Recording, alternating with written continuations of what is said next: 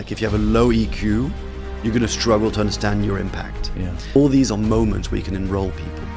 And like my firm belief is that the best way to do that is to share your story in a powerful way.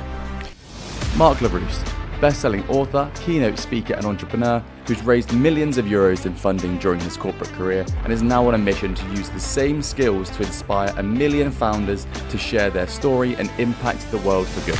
Do you think it's difficult for people with a low EQ to tell their story in a way that attracts people? But back then it was a bit of a challenge, and so I would get bullied almost on a daily basis, not by my peers, but by my teachers. More people need to hear these kind of stories, because I think these sort of stories that we have, and we all have a variation of the story, by the way. It doesn't have to be that sort of traumatic, but we all have stories that we stay with, that we believe if anybody else found out about, we would be less lovable. So when it comes down to leadership, it's always with the premise of, how can I inspire and align my team? When you hear a story well told, it sticks with you, like you remember it. I've got a quick favour to ask you. Nearly 90% of people listening to this podcast right now don't follow or subscribe to us. And my goal is to get that down to 80%. So if you've ever liked an episode or a clip that we've put out, please could you click that follow or subscribe button. It helps us more than you know to bring more guests onto the podcast and put out better and better content for you. Thank you. Before we dive into this episode, I want to take a second to speak about our sponsor, Pith Stem, who we are thrilled to have on this journey with us. As someone who is always looking for ways to improve my healthy hustle, Pith Stem's DropTop desk stood out to me as the best full work-from-home solution on the market. The world of work from home is changing, and a laptop or screen perched on your lap or dining room table isn't enough anymore. It's imperative that we have a solution at home that matches our productivity station that we can have in our office. But of course, homes weren't made to be worked in, and not all of us want a dedicated study. That's why I'm so happy that Pith Stem created this perfect solution. They designed this desk with both the needs of the professional and their home in mind. It's perfect because it allows me to have a full productivity station that suits my needs and helps me get the most out of every minute that I spend at it, not only so I work comfortably, but that I actually enjoy it. And the best thing about DropTop, I can close and lock it at the end of the day to keep work and home separate. And it looks awesome on the wall. You can get your DropTop desk anywhere in the world from pithandstem.com, or just Google DropTop and you'll find it pretty quickly. Mark, I want to start off by talking about challenges. So we've both had an incredible weekend. We've been at a charity we're both involved in, the Bates Foundation, and they really showed us the work they've been doing over the last couple of years, helping people all around the world with their confidence and their clarity, especially people with who are in less fortunate situations than ourselves. And this conversation that was sparked was around challenges, and obviously challenges are relative, but we've all had our own challenges. And I wanted to ask you, what challenges did you face in your youth that have made you the person that you are today? Well, I think I'd have to start with, so I was born in a dual heritage household. So my mum's British, my dad's French, and I was born and raised in France. And I didn't know back then, but I have dyslexia and got ADD. And so I went in the French archaic education system, which wants you to fit within a mold. And it's kind of a system like, if you don't fit this mold, we're going to let you know, we're going to try and crowbar you into this until you break. And as a result, I couldn't spell properly. I couldn't read out loud. I couldn't do basic math. I couldn't sit still. And I kept talking all the time, which, funny enough, are things that make me really good at what I do today. But back then was a bit of a challenge. And so I would get bullied almost on a daily basis, not by my peers, but by my teachers. So they'd humiliate me in front of the rest of the class, and they would take my spelling tests and show it to the whole class and go like, look at this, it's not a spelling test, it's a cemetery. And, obviously it'd be funny, people laugh. So I think from an early age, I had this sort of, I had to build, I guess, in a way, and I was very fortunate enough that I built this inner belief that this is not how it's going to be for always. Like, I may not be able to spell, I may not be able to read out loud, I might not be able to read properly, but it doesn't mean I don't matter, in a way. And that was probably the first sort of challenge that I can think about, having to go through that, because I was eventually held back a year and then kicked out of conventional education. And in France, there's a huge stigma around what education you've had, what sort of path you've taken. And so I would lie and I would hide, or if you'd asked me, like, I just wouldn't tell you the truth because I was too embarrassed. And then we can talk about this at the moment. But over the years, I learned to actually see that as a strength, and actually there was nothing to be ashamed of. It was who made me. Like, I'm really grateful for it.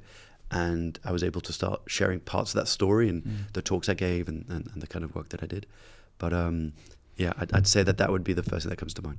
And you said you grew up in a dual heritage household. So were you learning both languages from an early age? Yeah. So was that making it, some people, especially when we live here in Dubai, right? People who have kids who learn multiple languages, they end up actually speaking their first words a bit later. Yeah. Or they can't get the language out until they're 5, 6, 7. Does that happen to you? Or? You know, it's interesting because, my wife thinks that could have played as well in it. The idea that it's hard, like if at the core you have dyslexia, like having to learn 2 languages is also a challenge because you're having to channel switch, it's called, like a lot between French and English. But I think it didn't help that instead of getting support, what I got was like a bashing, kind of like, what do you mean you can't spell like this word? It's like, it's got more than 2 syllables.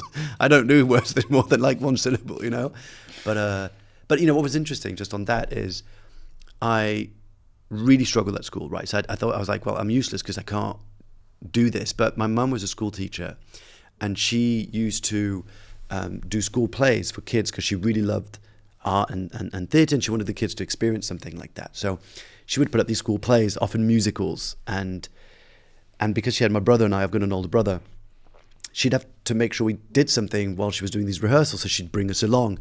My brother didn't particularly enjoy it. I took it like duck to water, like I loved it. I was like a bush behind, like on this play. I was, a dancer in some sort of musical, West Side Story, and this one particular moment, it was Bugsy Malone. She was doing a performance of Bugsy Malone with the kids.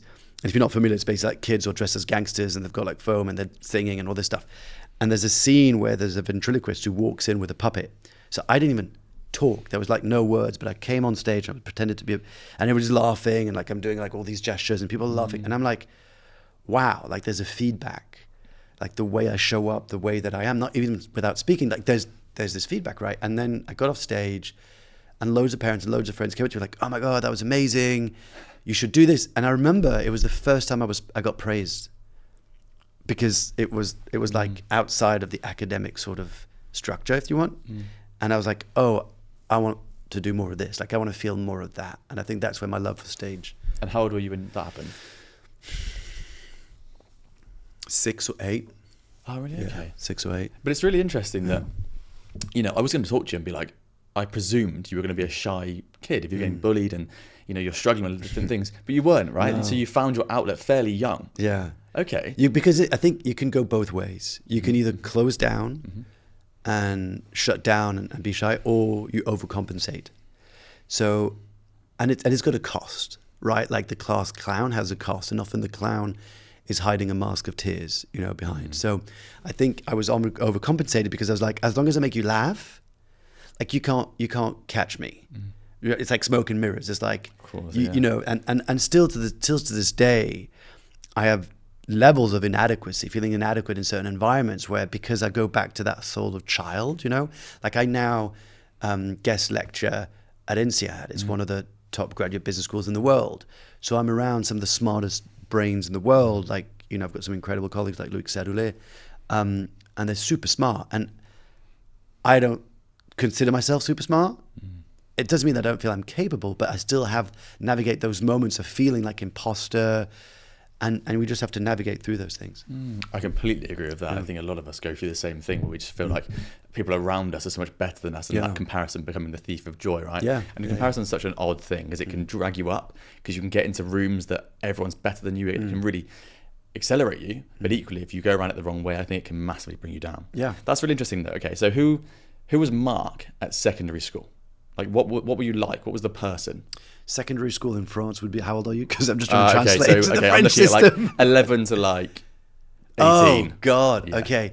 Yeah. I was many different versions. Okay. So my brother always jokes about this, that he calls me the chameleon. Right. So I adapt to my environment. So I would change personalities like quite a lot. So during those times, I was into South Park and all those kind of cartoons. And I used to skateboard back then. And I haven't spoken about this a lot, but actually I think it's relevant. Like, so I used to smoke quite a lot of weed, and then I started selling weed because I realized like, oh, I could actually make this without having to pay for it. And then I learned a lot of the business lessons back then from like supply and demand and like, credits and all that kind of Cash stuff. flow. Yeah. But the reason why I say this now is that, and still a lot around the world, it's illegal. It was illegal, but now it's $1 billion industry. Yeah. right? So times have changed since then. But I think I was trying to probably overcompensate for parts of myself that I didn't feel were, adequate in a way. But I was very driven, and I did a lot. Like, obviously now I can look back with hindsight, because I was diagnosed with ADD at 39. So officially at 39, but really the signs were there my whole life. So I'd always do lots of things. So like when I was doing that period, I would have this, I would put air quotes, business where I would trade old skateboard shoes. I would clean them up. I would change the shoelaces, and then I would sell them. And with that money, I would buy more gear. Like I was doing that kind of little trade. And then I got kicked out when I was about 16 from conventional education, and that was quite rough, because I went from like this very safe environment, and like where a lot of my peers, I was used to like being around, and suddenly I was parachuted into this school system where students in my class were like proper drug dealers and robbed houses. And it was actually in that moment where I realized that we all have a story, and often there are two sides to the same story. So on the outside, some of these, I'd say kids now, but like some of my sort of peers, you'd think like delinquents, and they're like up to no good, and you should judge their characters. But it turns out when you scratch a bit the surface, I remember this one guy, he told me that his dad had left when he was younger, and his mum had severe mental health issue, like dementia, and bipolar and schizophrenia. Like there was just like lots of issues going, and he had a younger brother, and if social security services found out about it, they would take his brother away. And so he had to do what he had to do to make money so he could keep paying rent, keep paying the bills. And I just remember going, if I hadn't known that story about you, I would have judged you, I would have perceived you in a certain way. And that's, I think, part of my love for like storytelling. Well, that's actually a really interesting link, because what we've just covered there, I'm going back a little step here, but your love of like stage and almost acting and that kind of thing, that's storytelling, but it's almost more obvious, right? You're taking a story that someone else has written, probably, acting it out and telling the story to an audience. But that's really cool. You've just used it in a different way, where you're actually completely changing the impression of someone, or their impression of you, actually, I should say, by just understanding them a bit further. So that's almost the same as, branding. You're branding yourself in the wrong way, because you're letting people think that you're this bad person. Actually, you might be a lovely person or whatever, or you're doing it for a different reason. That's the main point, isn't it? It's about connection. Yeah. What you're speaking to is what I talk about, which is it's about connection. How do I connect on a deeper, more emotional level with people? So if you're a business owner, if you're a CEO, founder, a business executive, a leader, then your job is to help people understand why they should care about what you care. So often we have products or services to sell, but it could also be recruiting team members. It could be about raising investment. It could be going on a podcast, speaking on stage. All these are moments where you can enroll people. And like my firm belief is that the best way to do that is to share your story in a powerful way. Do you think it's difficult for people with a low EQ to tell their story in a way that attracts people? Because a lot of the time we look at people who tell stories, and they're not narcissists, but they've got narcissistic tendencies where they want to tell a cool story about their life, and they want you to go, whoa. That's not going to attract employees. It's not going to attract leads or whatever you might want. But it's a cool story. In actual fact, I think my opinion, and I'm interested to hear yours, is that EQ is a massive part of it. Maybe just empathy out of that realm. I think it's like what came up to me as you said, that is intention. I think the slight difference I would say is like, it's actually with your intention. And I agree with you. Like if you have a low EQ, you're going to struggle to understand your impact. So if you think about it from a leadership perspective, there's a sort of a spectrum. On one side, you've got responsibility for impact. On the other side, you've got full permission. I'll explain to that in a second what I mean by that. So responsible for impact, it means you're someone who naturally is often checking in how what you're saying, what you're doing is landing with others. So like if I was fully into responsible for impact, I'd be like, Freddie, is this interview going okay? Like, is this conversation, like, is this okay? Are the answers I'm saying, like I'm constantly trying to get feedback from you to know that what I'm doing is okay. On the other side, you've got full permission. And full permission is like, I don't care. Like I'm a bulldozer in a china shop, like in a, I am just going all in, and I don't care about what you think. And we all know people in our lives who can be one or the other. Like there are politicians, I often use Trump as an example, love him or hate him, this is not about politics, it's about the fact that he is full permission. Like he's got zero filters, he says whatever he wants, et cetera, et cetera. And so as leaders, we often need to find a way of, sometimes we need to be more on the response for impact. Sometimes we need to be a bit more about full permission. So that's on the EQ level.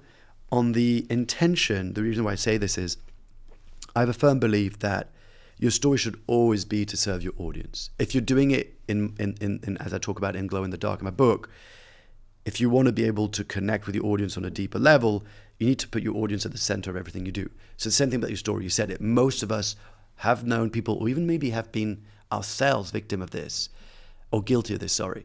And that is, I've got this great story, Freddie. Let me tell you this story. And you're like, it's a good story, but what was the point of it? Yeah. Why did you share that? You know what I mean? So I think I always say, make sure you share your story to serve your audience. I really like that. And I think it makes my mind think of so many different things. I try and not go too off track, but I have this conversation quite a lot with different people where like they feel like their conversation is not as in the way it should be. And one of the things that I get frustrated with in a conversation is if you're having a conversation with someone and to respond to your story, they respond with a story that's similar. Yeah. And it's similar. Yeah. It's a similar thing to body language, mirroring. Yeah. And this weekend, I don't know if you realised, there was like how many of us there? Like 40 people, these entrepreneurs in Dubai. And there's a lot of mirroring going on because people are getting inspired. They're listening to stories.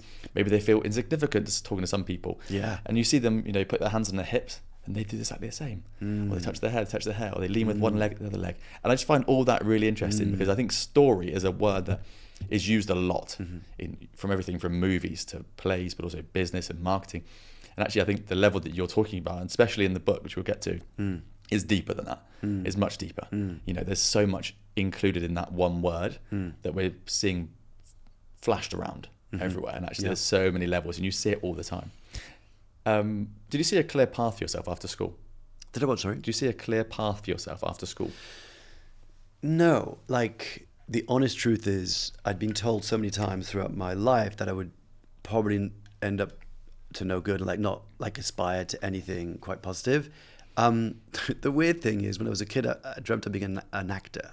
That was the dream. So when I was a kid, I was like, I don't know if it was a coping mechanism. It was just like, I truly believed that I was going to become an actor, like the next Tom Cruise or Brad Pitt, like I was convinced. And I even started doing castings, and as a young kid, I'd go and they'd ask me to cry, and then I'd get rejected because you're too tall, you're too skinny, you're too still. So you had to get used. I had to get used from an early age of being rejected in that way. And then I went on a TV set of a Count of Monte Cristo with Gerard Depardieu and some other actors, and I was like an extra. And I remember it came up to me, this other extra guy. In my mind, he was like 65. He was probably 30 at tops, right? Probably. Looking back at it. But I was like 11. So anything above 15 was ancient. And so he was like, "What are you doing here?" And I'm like, "Oh, like I'm on my road to like becoming the next Brad Pitt. I'm going to be like a mega star actor." And he's like, "Huh, yeah, I wouldn't do that if I were you." And I was like, "Why?" He's like, "Well, for starters, 1 in a million makes it. And the other thing is you're going to spend the rest of your life waitering tables, hoping for a dream that will never be. Don't do it, kid." And I just remember being like traumatized, just going like, "Oh my God, really? That's what this path is." Like, like almost someone just showed you a crystal ball of like what your future's going to be, and it sucks. And you're just like, no. So in a way, maybe the dream wasn't strong enough to kind of pull me, or maybe I was also easily influenceable. But at that point, I was like, oh, I need to go and study business at university so that if my acting doesn't work, I've always got the business degree to fall back on. That was like the plan. And so I didn't really have a clear idea what I wanted to do. I go to uni, same thing. I hate my degree. I want to quit. But my career advisor says, nobody likes their degree. Just do as many extracurricular activities that you like and just get on with it. So I threw myself in, like, I started a society. It was called the Kent Hip Hop Society. Nice. Yeah. But we used to do house parties and charity events and like these gigs with breakdancers and DJs and MCs, and we had a board member, like 200 members. It was amazing. Wow. Yeah, so I did that, and I thought I'm going to become a talent manager. Like I'm going to get these. That's what I thought. So I think iterations of what I thought was going to become changed over the years, but the one thing that was constant was my ability to engage people when I was speaking about something I was really passionate about. Like if I'm really excited about something, I find it really easy to talk to people in a way that gets them also excited, because I think it's like, I forgot who said this, but interested is interesting. Yes. So if you're inspired is inspiring, if that makes sense. So if you can talk about something enthusiastically, about something, then you've got more chance of getting others to care. I like that. And you don't need to know the path, right, as well. Like I've seen you speak before about you didn't necessarily know where you wanted to go, but you had this insatiable itch to do something that was not conventional. Right? Yeah. So how did that take you, forward? So, the very short version is, as 3 days after graduating from university, I get a job as a corporate media consultant. It sounds fancy. It's like commercial journalism / sales. Basically, it was sales. And that job took me around the world, from Kazakhstan to Lithuania to Peru to South Africa, the Gambia, and so forth, where I was meeting these fascinating humans, heads of companies, heads of states, governmental officials, CEOs. And the stint was I was supposed to interview them to sell them something. That was like, it was a very dodgy business model. But what I loved was preparing the interviews and having conversations with I was 24. I knew nothing. Like I used to have a black suit with a red shirt and like a gold tie. And I thought that was like cool, And I would go and see this. I was so young, and I'd go and meet the Minister of Finance of like Cyprus, and I had to pretend like I understood what GDP and like recessions meant, and I didn't. But I would play the part, like a bit like we were talking. Like I would get into the role of like the journalist. But what I loved was hearing their backstories, their origin stories, their personal stories. Like, how did you get here? And we would lock in, and we would create this emotional moment of like what keeps you up at night, and like what you want to leave your kids behind, and then my colleague would come in like, that's great that you said that. Now this is an ad for $70,000. Would you like to invest now? Yeah. But I really loved that aspect of conversations. And then in my second job, when I went to INSEAD, because that was the fun story, I used to work at INSEAD before I taught there. I would sell executive education programs. I was generating 6 million euros revenue a year. And all I was doing is having conversations with these CEOs, these executives, and they would tell me about their challenges. They would tell me about their struggles. And I always thought, I wish more people could see this, of what happens behind the scenes, behind the mask. Like I remember making the Minister of Transport in the Gambia cry during my interview, because we had this really emotional moment. And I always had this passion for stories. And then I got to Movember, like I'm cutting a few bits, but I got to Movember, and it was there that I saw the power of a really well-crafted and compelling, clear story. So there was the story of the founders, but then I had my story. And so I don't know if you saw this in my book or not, but there's this particular moment.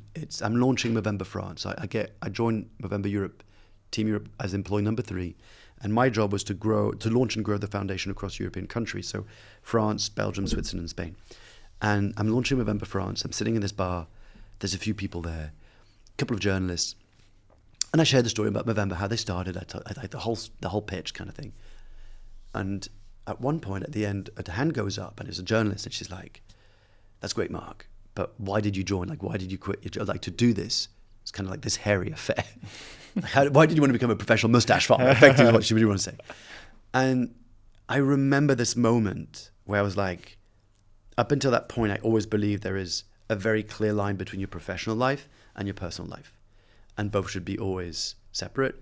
To the point where, when I went through a bit of a depression in 2009, and I felt like quite lost. Like I was sitting on the edge of my bed, and my mum walks in the room, because I had to go back and live with my parents.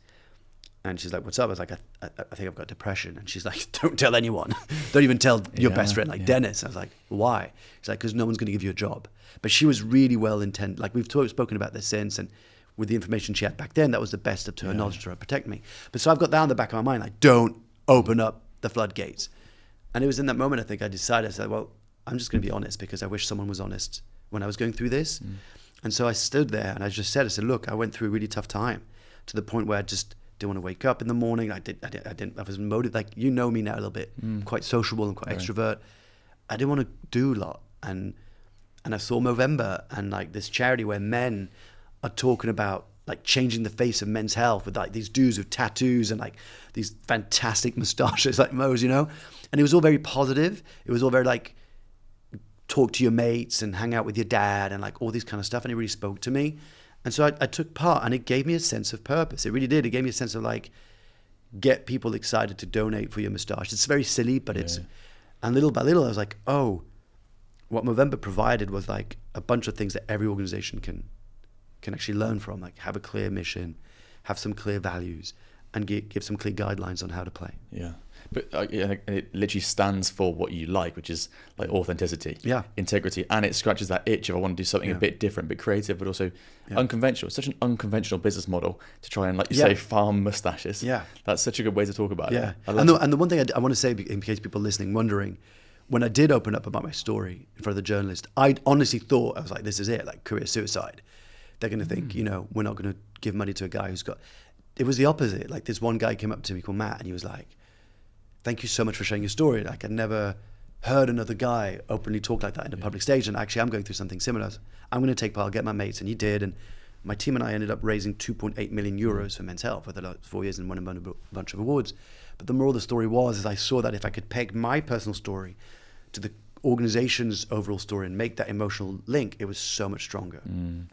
But when you were going around the world in the business before that, and you were interviewing these people and talking about their origin stories before you were going to flog them ads, did they struggle to tell their personal origin stories? Did you notice that as a link where you're like, I want to connect with you, I want to understand you, but they're like, I shouldn't tell you this, I'm a C-suite or something? Well, so look, it was very different than when I launched my podcast, The Unconventionalist, and I really got deep in. It was like the Diary of a CEO before the Diary of a CEO, but like just way shittier, basically.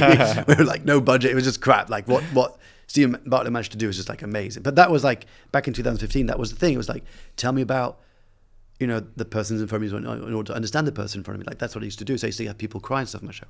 But back then with the politicians, there were two types of, because politicians and business entrepreneurs are very different. Politicians have to stick to a certain message. So they are much harder to crack open and to open up about things because they don't want their opposition to use it as a weapon. They don't want to weaponize that the sort of competition weaponizes their story against. Does that make sense? So they were a bit different. But still, it doesn't have to be some deep wounded story. Like it can be like the Minister of the Gambia, for example, the Minister of Transport of the Gambia he'd studied in America.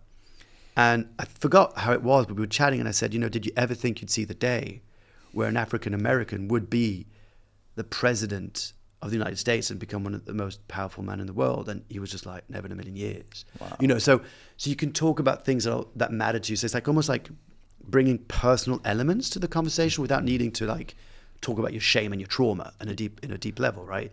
But it was definitely something that they might not be used to. And I think because I'm genuinely curious, it comes from a real, genuine curiosity place, not from a place I'm trying to find something so I can use against you. We can sort of sense that a little bit, I think, as humans, like you can sense if someone's trying to like probe, For sure, yeah. I think that's really interesting. And there's two things there. Like one of the things is you see like footballers, rugby players, even Formula One these days, they're so PR trained that when someone asks a question, you can hear them or you can see them really thinking, what can I give away? What should I not give away?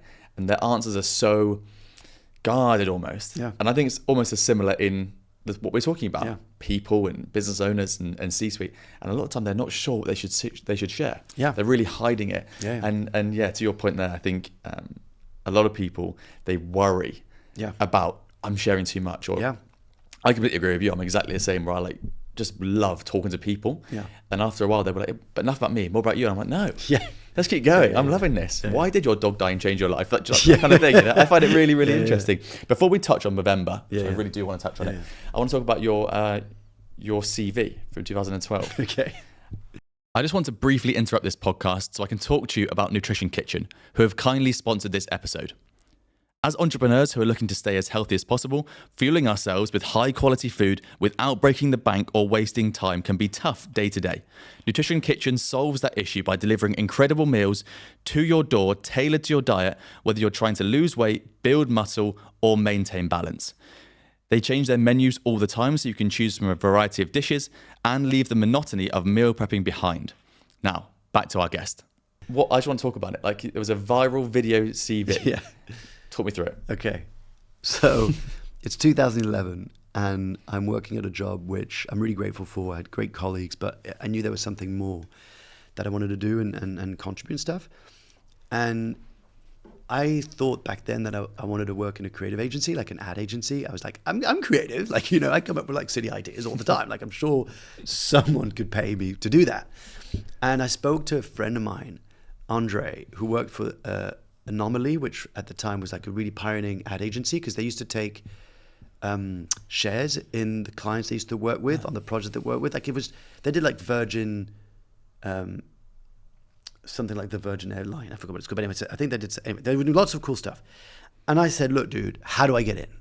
Like, I want a job in a creative agency. You're based in London. It seems really cool. You talk about it with lots of. He's like, dude, my MD gets flooded with CVs, so you're gonna have to do something that stands out to get his attention, because otherwise. And I just remember going, well, I'm never going to stand out on a piece of paper, because if you read my CV, it's very different than if you get to experience me or like taste me. That sounds really weird, but yeah. So I had this idea. I was like, oh, I'm just going to do a video CV. And it sounds really weird today to say that, because it is not pioneering in 2024. But in 2011, no one had done it, really. And so when I started telling people about this, everyone laughed. It was like, you're going to do what? Instagram wasn't even out then, was it? Oh, no. Exactly. No. At least not to my knowledge. It wasn't. No. And so I was telling this story, and everybody laughs at me. Like, even my parents were at the garden. They're like, you're going to do what? You're going to film yourself? Like, just like talking about yourself. Like, who does that? Right? Like, who does that? But 3 people did believe in the project. My girlfriend at the time was very supportive. She's like, no, I think that's a cool idea. You should do it. My best friend Dennis was like, yeah, I could build a website to help it. And my other really close mate, best mate, Mike, he's now a documentary maker and a filmmaker. And he's like, yeah, I'll film it and I'll edit it. Let's do it. And look, it's easy to say like it was a smooth sell. It wasn't. I doubted myself the entire time, going like, why am I doing this? Who am I to do this? I kept on pushing back. And then at one point, my best friend, like Dennis, sends me a link to a video CV of a guy who had the same idea that I did, but had executed. And I felt shattered. I don't think I've spoken about this before. I was shattered because I was like, now everyone's going to think I copied him. And he did it to inspire me, but I had let that try and put me down. And my other, like Mike basically said, look, you're you, that's him. Your thing is different anyway. Just do it. And so we did it. I just recorded it. I say this out loud. I hope I'm not going to get in trouble. I recorded my video CV at my job when I was, because I got the key over the weekend. I went in. And so the CV that if people look at it, it's called A Dream Job Would Be Nice. You're going to see me sitting down in an office. That's my actual office that I was in. And so we filmed it like over a couple of weekends.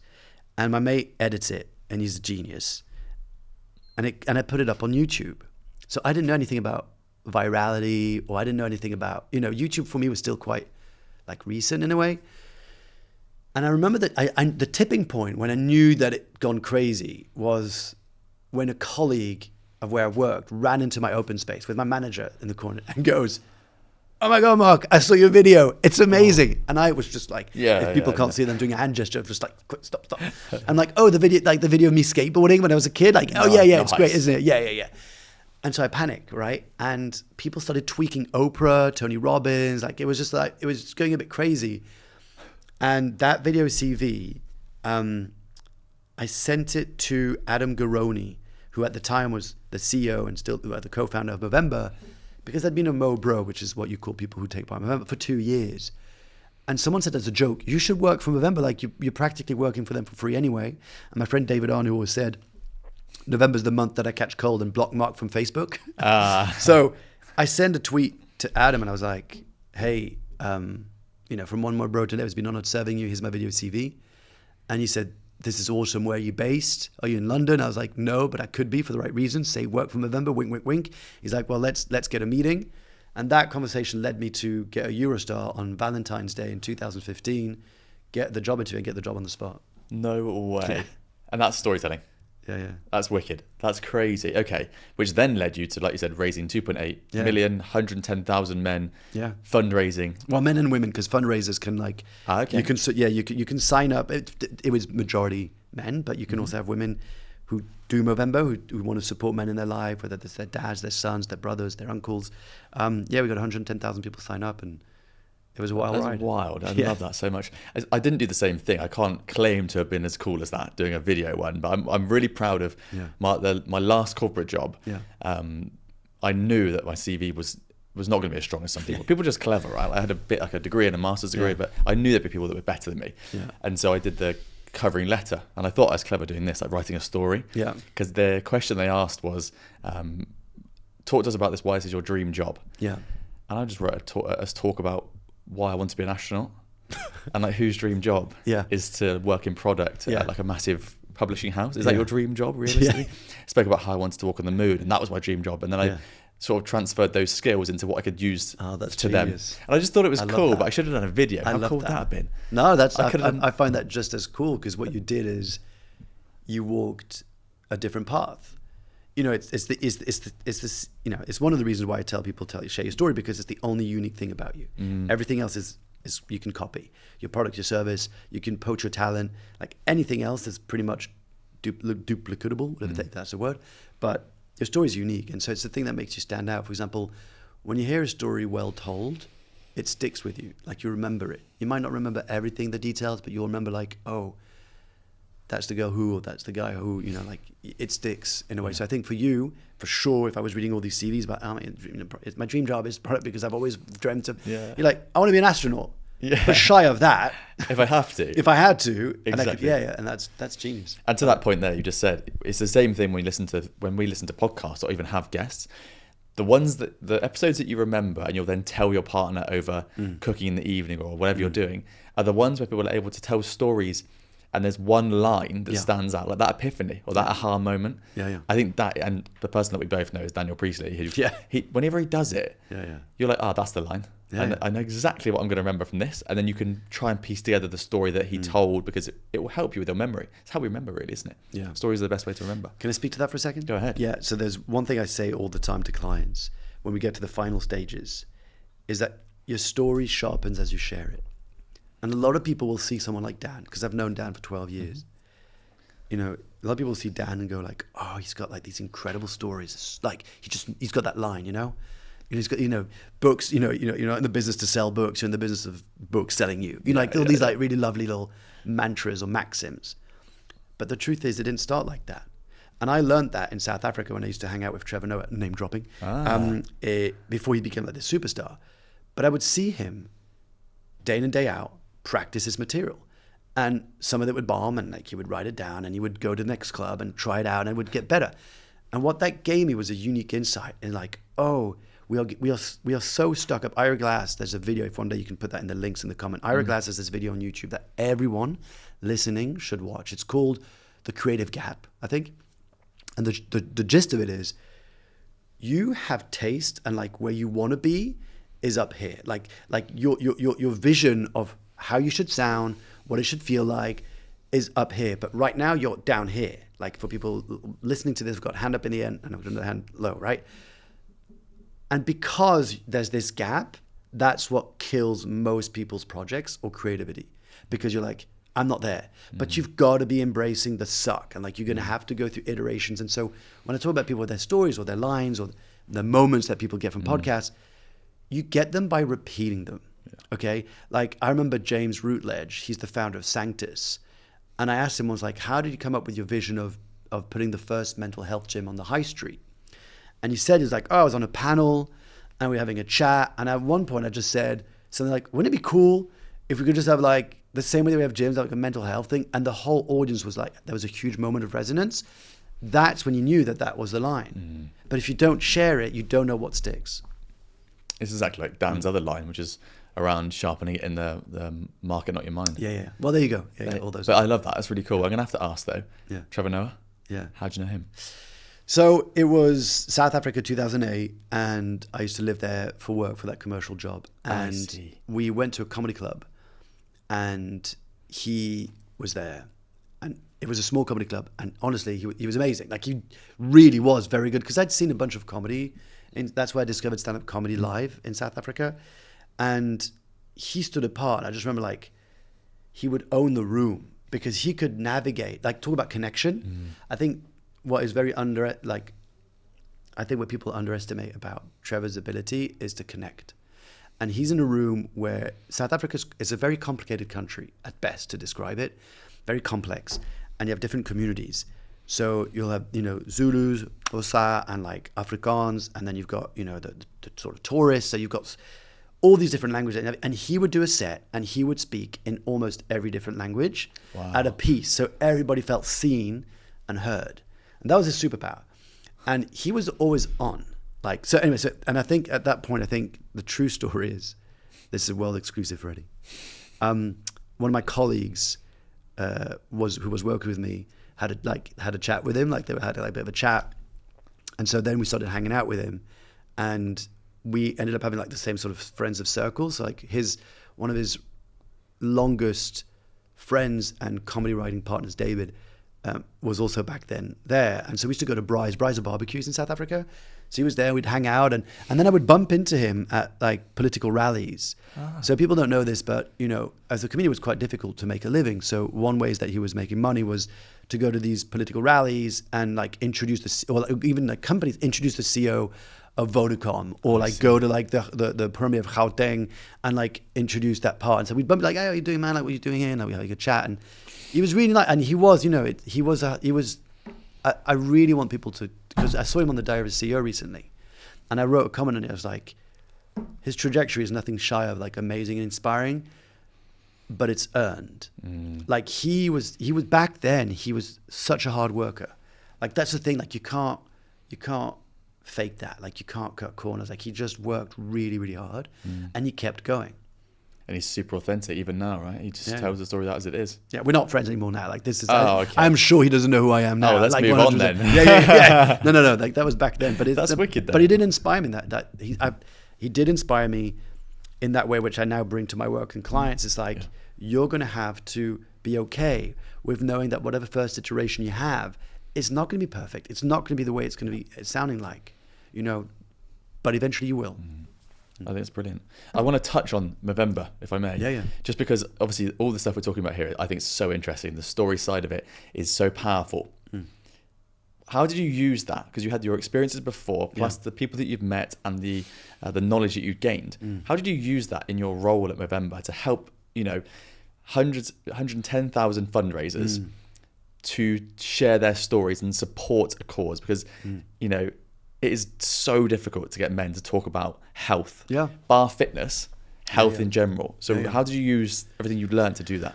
So I think a few things helped me back then. If I think about it, if I had to distill it, like all I had was a questionable moustache, a backpack, and a story. That was it, right? So I would go and I would start, like there's a few things I would have. I would really, first of all, you can't cheat. If you can't cheat connection to your own story and to the company, or whether that's your business or it's a charity. Like even now, the Bates Foundation, like if you read how I'm talking about on LinkedIn, it's all very genuine.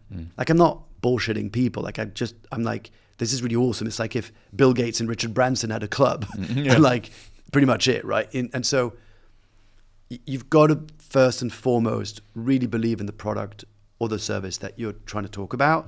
You can't really fake that. And if you do it, eventually it'll catch up with you and people will sense it. So that's number one. Number two is I practiced sharing the story so many times that I could, still to this day, I could tell you the story of Movember.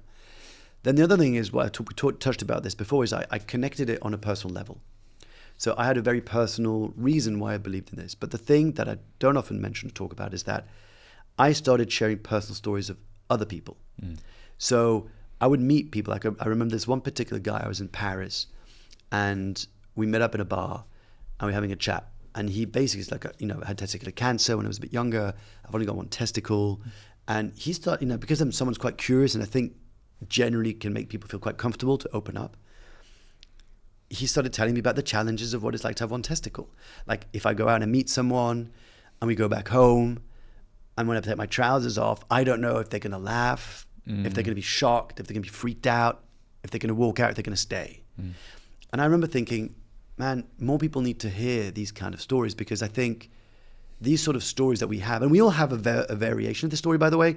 It doesn't have to be that sort of traumatic, but we all have stories that we stay with, that we believe if anybody else found out about, we would be less lovable, right?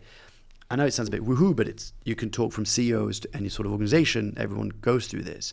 And so the first thing I realized is like more people need to hear these stories. And one way that I was doing them, either I'd ask their permission to share using their names if they're comfortable, or I would just say, like the same way I just shared now. And so I realized that those stories really stuck. Like if I could share, and politicians are masters at this. Yes. They'll be like, I met Pete, the plumber, and I'll tell a story like, and he told me he can't heat his house. But I'm joking about it, but it does work. As long as I think, you follow, there's a formula that I sort of created, which I think it helps people share their stories that way, but that helped. And then the other thing was normalize. Like, I don't talk about this publicly a lot, but my purpose is to normalize the human condition. It helps me to sort of have my North Star. And it's to enable to have conversations, like deep, life-changing conversation with people where they feel less alone. You know what I mean? Like, one of the things I wanted to, actually, when I wrote Glow in the Dark, I kept on saying to one of my friends, Emily Gindelsberger, who's an amazing book coach and author, I said to her, like, the Trojan horse of my book is healing. Because when we heal the relationship to our story, it changes the way that we show up in the world, right? Like, it changes the way that you see yourself. It changes the way that you perceive how the world sees you. And it changes the way that you engage and interact with the world. And so I said to her, like, I'm not going to say that because business leaders are going to freak out if there's like the word heal. And she was like, just make that the central promise. Don't make it a Trojan horse, like it's the central promise. And so that's why the book title says, how sharing your personal story can transform your business and change your life. Because I really believe that. I think it's so cool. I love storytelling, and the people that we work with who are amazing at it. It's so powerful. What I'm interested in is, so you've worked at Movember. If we fast forward a bit, you've worked with Google and Nike and some incredible brands, Microsoft. How or what are they struggling with in terms of storytelling that you can go in and help them with? Because I'm presuming it can't be as personal. Maybe I'm wrong. Maybe you're talking about the communications. Yeah, so it depends. Okay. It's context based. So, for example, at Nike, when I got brought in, is that they wanted me to work with a bunch of their sort of impact-driven leaders to help them reflect back on their journey, to see actually just how far they've come and how much value they've got to give, and to help them better engage their teams, their customers, their audience. So it was really about like, how do I become a more compelling leader? In a way. So when it comes down to leadership, it's always with the premise of how can I inspire and align my team to see what we see and believe in the journey that we're heading to. So it's very much about employee engagement. It's very much about authentic leadership. And so that's that part. Then the other part that they often bring me in is like, how do we help our team members to also, whether that's their personal story, but also to share more personal, more authentic stories that get other people excited. So, for example, I've worked with pharmaceutical companies, healthcare companies, insurance companies, banks. So, like, what we would consider as maybe not sexy industries, but, I really believe that every organization has the capacity to transform into a sort of purpose-driven or a narrative-based company by finding and crafting a compelling story that gets people excited to show up in the morning to come to work, that makes them feel proud of where they work. And I always say, if not, people vote with their feet, and they'll join a company that does. Yeah, and we talked about this before we started rolling. Like, where is the limit between telling a really compelling story and not oversharing? And that's what I really want to put to you, because I've run teams before in big companies. We've got a team now, and I really believe in like the power index. We don't do leadership or anything in our business now in terms of helping people. But if I speak to a friend or someone and they're having troubles with their teams, through my own experience, I just think the power index is probably where they're going wrong. Like, you can tell your stories, and you can be. I'm genuinely interested in everyone I work with, so it's always been easy for me to have that bond. But if you don't have that power index, and by that I mean being able to draw a line between friend and colleague, I think there can be issues, and then people start to vote with their feet. So I'm interested in your opinion on, like, how does that work? How do you become better at building connections with your team or whoever it might be without overstepping, oversharing? Love it. Three things, like I'm saying three randomly, but one of the first one is like what you're speaking just real quick is that your job as a leader is not to be liked, it's to be respected, and you're not there to be friends. You're there to like help and support and grow people. Sure. And being kind doesn't necessarily mean being nice or soft. That's the one. Then in terms of your core question was, and I love that you bring that, because as we talked offline, it's something that I'm really passionate about, because I think most people stop themselves from sharing parts of their story or to personalize some of their professional experiences because they're like, I don't want to talk about all my shit or like my trauma and stuff. And I'm like, great, you don't have to. That's not what this is about. I always say to people, sharing your personal story in a business or professional context isn't about bleeding emotionally on stage. It's not therapy, right? It just isn't. It's about finding the sort of stories that are going to help your audience connect to what you're trying to share, say, or sell. right? And there are ways for you to define your different stories. So if you go through the book, you'll see I kind of categorize your stories into different groups. So on one end, you'll have a category of stories that are called open wound stories. So open wound stories are like childhood trauma, like deep traumatic events or things that have happened to you, whether that's the divorce, a bad breakup, or, whatever it is that you still haven't fully processed. Like you still get very emotionally charged every time you talk about it. And it's not up to your audience to take care of you and your needs when you're on stage. And when I say on stage, by the way, I mean whether it's in front of your team, whether it's on a one-to-one with a future employee, whether you're on a podcast with you, whether it's on a panel, a stage, you name it, right? It is not up to them to take care of you. Mm-hmm. So open wound stories, for me, this is my opinion. You might have a different opinion. Everybody else might have a different opinion. But for me, those stories are best served in a context that is safe and sacred. So whether that's with a therapist, whether that's with a professional coach, whether that's a really trusted friend who you know you can open up to and they're not necessarily going to judge you. So that is an open wound story. And then if you go to the other side, it's like a healed wound story. So these are stories that, like the way that I talk about my childhood, right? Like that I was traumatized, but I can tell you from a place of like, I'm really grateful for that. I wouldn't be who I was if it weren't for that. Do you know what I mean? Like I know it sounds really weird, but like I wouldn't change it. And I know, so like, for example, Trevor Noah has a different opinion. He's like, I think people underestimate the kind of person you could have become without the trauma. You could have been happy. You could have been, and I get that, and I respect that. For me, my personal experience is it shaped who I am. It came at a cost, like everything does, but I'm really grateful for it. So I'm talking from a place of a healed wound or like a scar. There are stories that I'm still not quite comfortable to share about because I haven't quite figured out what's in it for the audience. Like, why would I share it for the benefit of the audience? Do you know what I mean? Like, and also, like, I'm still unsure myself how I relate to those stories. So the first thing I would say to people is, like, if you want just a really practical tip for people to walk away with today, because I said to you before, what can I give? Like, this might be one of them. Like, again, there's three things you want to do to go from like, I don't know where to start to like, I can't believe the feedback I'm getting from when I show up a bit more authentically and share personal stories. You go for the 3S. It's kind of like source, shape, and share, okay? But I'm going to focus on the source part for a second. The source part is, effectively, we all have a bucket load of stories. The problem is we don't know which ones are relevant, we don't know which ones are dangerous, we don't know which ones, are helpful or boring.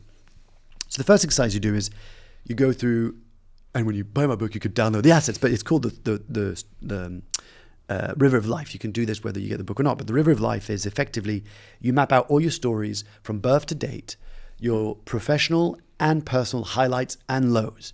You do not judge at this point whether you will ever share that story or not. This is just between you and your sheet of paper. That's it. But you've got to go all in, right? So you do all that. Then what will happen is that you might come across a few stories like, I'm not sure, but I think there's something in there. And that's how you can figure out that story, whether it's helpful or not. Then you apply the 3C, which is context, content, and conclusion, which is effectively is, here's what happened, here's why this matters, and here's why I'm telling you the story. Here's what's in it for you. If you can learn to do that, you become a bit more confident in your ability to say stories that serve. Stories that serve. See, that's a really interesting point to me, because I think that entire thing you just said there explains exactly where I think the line is. Because so many people, like you say, it's a great thing. Like if someone writes a post or something out that we're looking at, then I say, would I spend £50 on this post? In terms of, does it give you value? Yeah. And it can start, it can be a story, of course it can. But like, where is the value? What is the point? And sometimes you're right, people just tell stories. And you see this a lot, I feel, like when you go to like masterminds or business events and people spend 25 minutes talking about that origin story. Yeah. It's not super relevant, not that interesting Yeah, sometimes. And then they go into the value and you're like, I didn't need to hear that. Yeah. You could have just said, I've won a few awards, I've done a bit of business, let me crack on. Yeah. And you can also do like the one sentence origin story. Yes, exactly. It depends. How would you do that? How would you distill your life into one sentence? So it depends the context. Okay. So it depends the concept. But let's say you're on stage and I wanted to say a one sentence origin story. I would say something like, the fact that I discovered that I loved being on stage when I was, 6-year-old, and that actually public speaking is about connection, and that's what I talked about today. It doesn't. I mean, it's always context dependent. Like there's not to get into the weeds of it, but there's this formula that I've developed to help people understand which stories to pick depending on where they are. So let's say I know I'm big into on this podcast, so I'll research your podcast, and I've got this sort of grill, I guess, where you go, okay, what's the format? Who's the audience? What's the context? What's the message? And that determines, like, this is recorded live. I mean, this is recorded and distributed. So there's certain stories I'm not going to share. But if you and I were like in this private room and we were opening up as about some of the stuff, I might open up about some stuff that's a bit more vulnerable. But I think having that ability to understand that not all stories are relevant to all audiences. Oh, I like that. Write that one down. That's brilliant. Not all stories are relevant to all audiences. I like that. And I also like the part about distilling it down, because we can all distill it down to, like, you know, a hook or something that goes onto social media. It reminds me of when I was doing my master's, my tutor was doing her second doctorate in economics, and she'd written 80,000 words.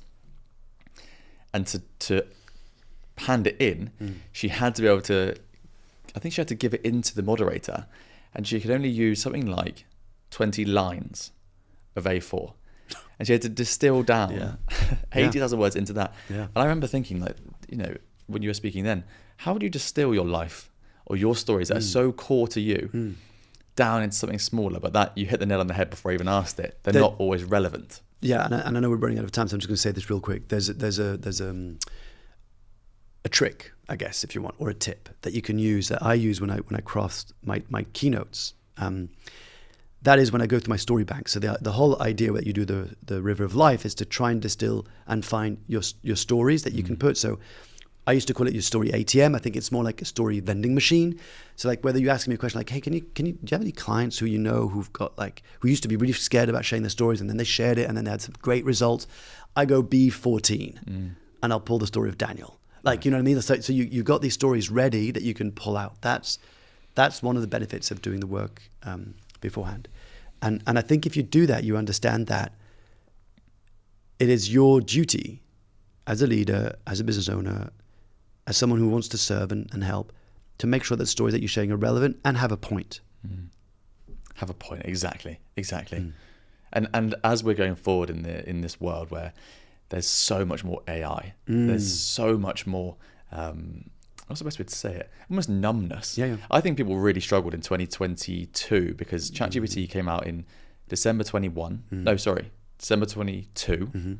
That's right, isn't it? Yeah. And then 23, I think people really struggled because they lacked creativity. They didn't share their stories. They let AI do it for them. And therefore people they let it run for 6 months. Then they realized, oh, actually I'm struggling a bit now. Yeah. That was in communications, in emails, but also online in different ways. And you know, I'm interested in your opinion on how do we make business human in the age of AI? Yeah, I love that. So as you know, one of the things I love doing is humanizing leadership.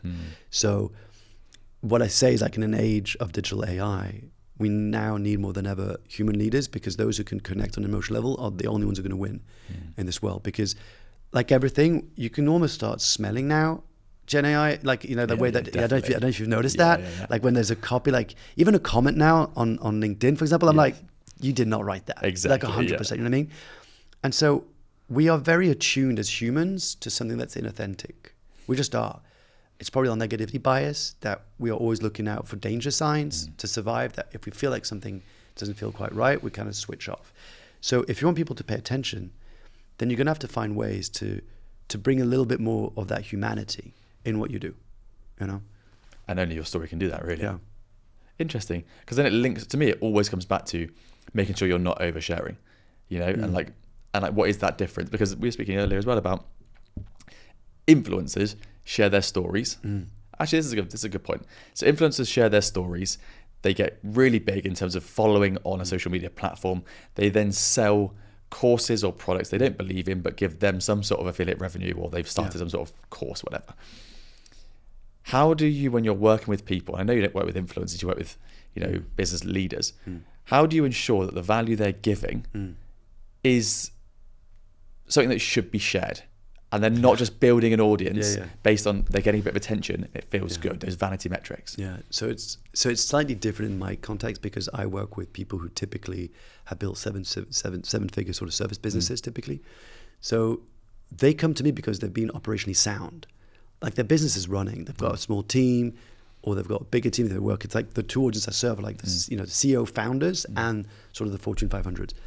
And so when they come to me, they're not doing it because they're like, I've got a product or necessary to sell. They come to me because they're like, I know I can connect with my audience better, whether that's my team, my potential target, or something, and I'm not doing it.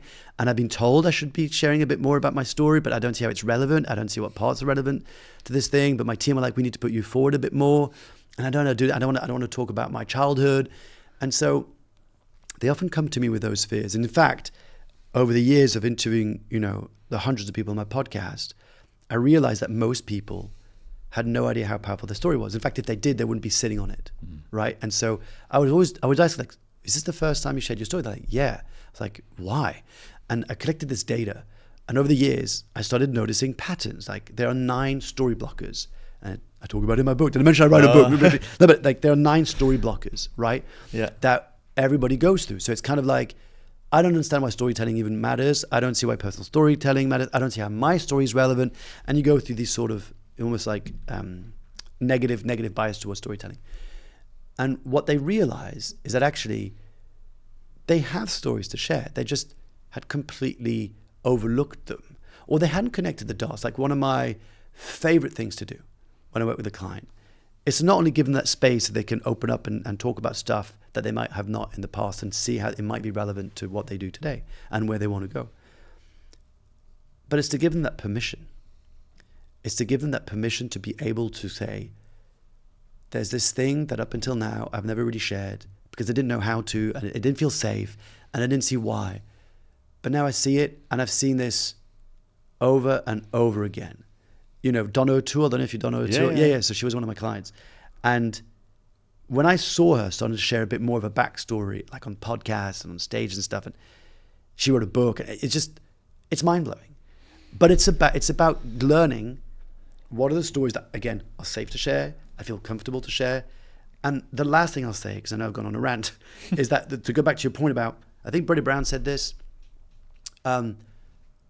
vulnerability without boundaries.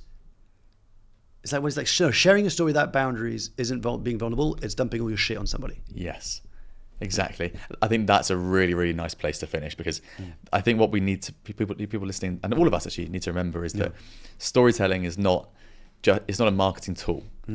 It's, like you say, it's about building connections, and then you can use that power to build relationships in any way you want to do. Yeah. Really appreciate your time, Mark. Thank you so much for coming on.